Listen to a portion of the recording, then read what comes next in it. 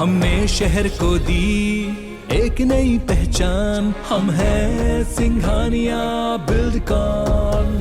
चुनावी मौसम की बात करें तो खैरागढ़ में इस वक्त पूरा तापमान बढ़ा हुआ है प्रचार का। मध्य प्रदेश के मुख्यमंत्री शिवराज इस वक्त खैरागढ़ पहुंचे हैं प्रचार करने के लिए और प्रचार के क्रम में एक सभा सालेवारा में वो ले रहे हैं। आपको इसी सभा में लिए चल रहे हैं। मंच के ऊपर मुख्यमंत्री शिवराज सिंह चौहान पहुंचे हैं स्टार प्रचारक के तौर पर। पूर्व सीएम रमन सिंह भी मंच पर मौजूद हैं। साथ में भारतीय जनता पार्टी के तमाम लीडर मौजूद हैं। भारतीय जनता पार्टी के प्रत्याशी मौजूद हैं। मध्य प्रदेश से पधारे हैं, उनसे भी आग्रह है। और विष्णु जी तो मध्य प्रदेश के सीएम शिवराज सिंह चौहान प्रचार के सिलसिले में इस वक्त खैरागढ़ के सालेवारा पहुंचे हुए हैं। आज उनका कुछ सभाओं करने का कार्यक्रम है और स्टार प्रचारक के तौर पर वे प्रचार के लिए आए हैं। भारतीय जनता पार्टी के प्रत्याशी कोमल जंगेल के पक्ष में वे चुनावी सभा लेंगे। डॉक्टर रमन सिंह जी का पुष्पहार से स्वागत करें। चंपा देवी पावले जी से भी आग्रह है कि आप आए, माननीय डॉक्टर रमन सिंह जी का पुष्पहार से स्वागत करें। रोज से पधारे हैं। तो 12 तारीख को मतदान से पहले दोनों पक्ष कांग्रेस पार्टी बीजेपी अपना पूरा जोर लगा रही है। एक के बाद एक ताबड़तोड़ सभाएं और अपने प्रत्याशी के पक्ष में माहौल बनाने का प्रयास जारी है। खैरागढ़ में इस समय चुनावी पारा चढ़ा हुआ है, प्रचार चरम पर है और भारतीय जनता पार्टी ने जो 40 स्टार प्रचारकों की एक लिस्ट जारी की थी उसमें मुख्यमंत्री शिवराज सिंह चौहान का भी नाम है। वे भी आज प्रचार करने पहुंचे हैं खैरागढ़। सालेवारा में उनकी सभा है। इसके बाद कोपे भाटा में भी वो सभा करने पहुंचेंगे। उनको सुनने के लिए भारतीय जनता पार्टी के कार्यकर्ताओं और साथ में स्थानीय लोग उनमें उत्साह भी देखा गया है। सारे स्वागत का क्रम एक साथ हम अपना ताली बजाकर सभी जन के तरफ से माननीय अतिथि बन के माननीय डॉक्टर रमन सिंह जी के, माननीय शिवराज सिंह जी के। भूपेश जी, अगर गरीबों के राशन को खाओगे तो गरीबों की बददुआ तुम्हें जला के राख कर देगी।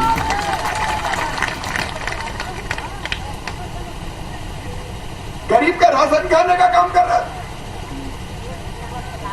आधा बढ़ता आधा गायब हो जाता है। ये गरीबों का राशन खा गए, अरे और तो ये गरीबों के मकान खा गए रे।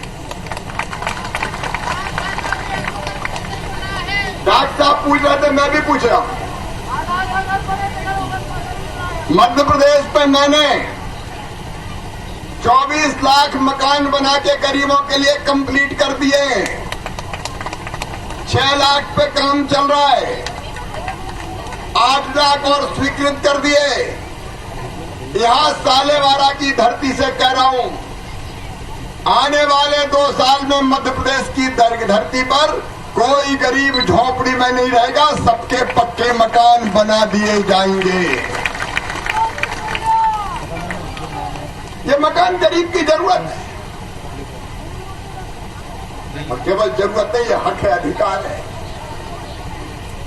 अरे भगवान, ये धरती सबके लिए बनाई, पानी हवा सबके लिए बनाया, खदानें सबके लिए बनाई। मेरे बहनों और भाइयों, इसलिए मोदी जी ने तय किया, भारतीय जनता पार्टी की सरकारों ने तय किया, डॉक्टर रमन जी ने तय किया था, जिनके पास से साधन है उससे हम टैक्स लेंगे और गरीबों को सस्ता या फ्री में बांट देंगे। ये गरीब का हक है। प्रधानमंत्री ने 12 लाख मकान भेजे। भूपेश बघेल, आज मध्य प्रदेश का मुख्यमंत्री तुमसे पूछता है, जवाब मांगता है। जब नरेंद्र मोदी जी ने भेजे 12 लाख मकान, तो प्रधानमंत्री आवास योजना में 60% पैसा देते हैं प्रधानमंत्री, 40% मिलाना पड़ता है मुख्यमंत्री को। जब 12 लाख के 60% के हिसाब से नरेंद्र मोदी जी ने पैसा भेज दिए, तो बताओ 40% भूपेश बघेल को देना चाहिए था कि नहीं? बोल के बताओ मेरी बहनों, देना चाहिए था कि नहीं? इधर भी बोल के बताओ, देना चाहिए था कि नहीं? इसने 40% नहीं दिए, और कहा गरीब रह जाए झोपड़े में मुझे नहीं देना, नरेंद्र मोदी जी ले जाओ तुम्हारे मकान। ये गरीबों के मकान खा गया। आज दिल पे हाथ रख के सोचना, आज तो आ रहे भूपेश बघेल यहाँ, मैंने सुना 5-5 सभाएं रोज कर रहे हैं। अब ये दे दूंगा वो दे दूंगा, लेकिन पहले बता दादा मकान क्यों नहीं दिए गरीबों ने? गरीबों के हर गांव में सवाल पूछो, गरीबों के मकान क्यों वापस कर दिए? और बताओ गरीबों के मकान खाना पाप है कि नहीं? अरे जोर से बताओ, पाप है कि नहीं? तो पाप करने वाला पापी हुआ कि नहीं? तो पापी को वोट देना चाहिए क्या? इसी की सजा दे दो साले वारा वालों कि तुमने गरीबों के मकान खा गए, हम कांग्रेस के वोट खा जाएंगे, कमल खिलाएंगे।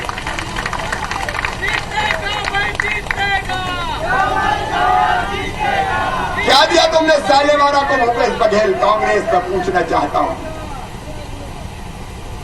मेरी बहनों, रोटी कपड़ा मकान, पढ़ाई दवाई और रोजगार का इंतजाम ये गरीबों का, किसानों का हक है। रोटी छीनी, मकान छीना। मेरे भांजे भांजियों,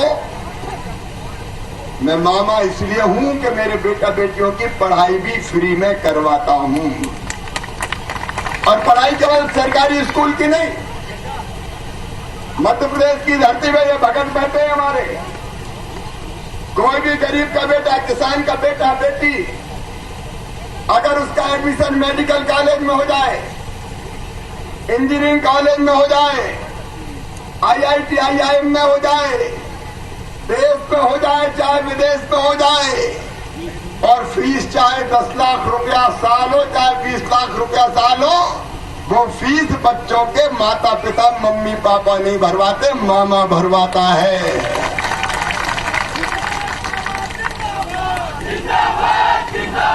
भारतीय जनता पार्टी की सरकार भरवाती है। बताओ ये भूपेश बघेल ने कोई भांजे भांजी को पढ़ाया क्या? किसी की फीस भरवाई क्या?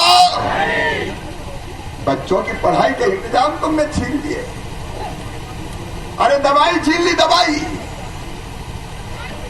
कोविड के समय प्रधानमंत्री जी ने कितनी मेहनत की, भाजपा के कार्यकर्ता लगे रहे, इलाज का ढंग से इंतजाम नहीं किया, और एक बार तो क्रिकेट मैच के नाम पे इकट्ठे करवा लिए सब, फ्री कूपन बांट के तुमने कोविड को रोक दिया छत्तीसगढ़ की जनता के बीच में। और जब नरेंद्र मोदी जी ने वैक्सीन बनाई, ये लगवा लो, ये वैक्सीन लग गई तो फिर ये महामारी नहीं होगी, तो ये कांग्रेसी कहते थे मत लगवाना, ये मोदी वैक्सीन है, मर जाओगे, मत लगवाना, मोदी वैक्सीन है। जनता में झूठ बोले, जनता में भ्रम फैलाया, और बाद में अंधेरे में जाके खुद ही मोदी वैक्सीन लगवाया है। और ये तो जिंदगी मोदी वैक्सीन के कारण है, नहीं भूपेश बघेल भाषण देने लायक नहीं रहते यार। और एक योजना बनाई मोदी जी ने, आयुष्मान भारत योजना, और उस योजना में तय किया कि हम कार्ड बनाएंगे, और उसके बाद भगवान ना करे अगर कोई गरीब बीमार हो जाए तो केवल सरकारी नहीं, प्राइवेट अस्पताल में भी 5 लाख रुपया तक का इलाज फ्री में करवाएंगे, गरीब का फ्री में करवाएंगे। मध्य प्रदेश में योजना लागू है। डॉक्टर साहब 2 करोड़ 62 लाख कार्ड बने हमारे आयुष्मान भारत के। हम गरीबों का इलाज करवा रहे हैं, ये कांग्रेस इलाज करवा रही क्या गरीबों का? ये तो इलाज भी खा गए रे, ये दवाइयां खा गए। काय के लिए कांग्रेस को वोट दें? मेरी बहनों, मेरी बेटा बहने, गरीब आदिवासी बहने, मध्य प्रदेश की धरती पे 1000 रुपया मैं बहन के खाते में डालता हूं हर महीना, ताकि गरीब बहना का घर चल जाए और पोषण आहार मिल जाए। ये भूपेश बघेल देते हैं क्या? ये कहां से देंगे? इन्हें तो खाने की फुर्सत नहीं है। ये सड़कें कहां गए बताओ? कोई नई सड़क बनी है क्या? ये कोमल जंगेल ने सड़कें बनवाई थी डॉक्टर रमन सिंह जी से। 3.5 साल हो रहे। 12.5 और आसपास वालों, बताओ तुम्हारे क्षेत्र में कोई स्कूल, कोई अस्पताल, कोई सड़क बनी क्या? सारे पैसा खा गए रे बघेल, धन्य हो तो। अब ये भूपेश बघेल है जो विकास को खा गया। वह एक ही काम करता भूपेश बघेल, डॉक्टर रमन सिंह को पकड़ लो, डॉक्टर रमन सिंह को पकड़ लो, क्योंकि सपने में भी रमन सिंह दिखता है, रात में चमक चमक के जग जाते हैं। रमन सिंह, रमन सिंह, बदला ले लो, पुलिस भेज दो। अरे रमन सिंह जनता के दिलों पर राज करते हैं, जाको राखे साइया मार सके ना को। यह बदला लेने की फिराक पर रहता है। कहते डॉक्टर रमन सिंह ने क्या किया? मैं आज डॉक्टर रमन सिंह जी को बधाई देना चाहता हूं। चार वाले के बाबा तो है, लेकिन पट्टा दिया तो डॉक्टर रमन सिंह ने। भर्तियां कर की, पीएससी में 10,000 भर्तियां, शिक्षकों की 1,20,000 भर्तियां और पुलिस कर्मियों की 70,000 भर्ती की तो डॉक्टर रमन सिंह ने की। बताओ भूपेश बघेल ने नौजवानों को नौकरी दी क्या? अरे जोर से बताओ, दी क्या? एक नौकरी नहीं। अरे नौकरी तो छोड़ो, कहा था बेरोजगारी भत्ता दूंगा, कहा था कि नहीं कहा था? बताओ, अरे जोर से बताओ, कहा था कि नहीं? कितना दूंगा? 2500। अब 2500 बेरोजगारी भत्ता की बात कही तो कई नौजवान फिदा हो गए। अब 2500 रुपया महीना मिलेंगे, लेकिन बाद में ठेंगा बता दिया। दिया क्या किसी को? मध्य प्रदेश में 1 लाख भर्तियां चालू कर दी हमने, 45,000 दे चुके। और नौजवान बेटे बेटियों, हर रोज एक दिन रोजगार दिवस मना, हर महीने एक दिन रोजगार दिवस मनता है, जिसमें लगभग 5 लाख बेटा बेटियों को स्वरोजगार से जोड़ के उनका रोजगार धंधा शुरू करवाती है भारतीय जनता पार्टी की सरकार। तो केवल जेल नहीं भेजता मामा, क्योंकि जेल गए फिर जमानत पे छूट आए, ऐसी सजा देता हूं कि जी के भी जिंदा लेने के लायक नहीं रहने देता।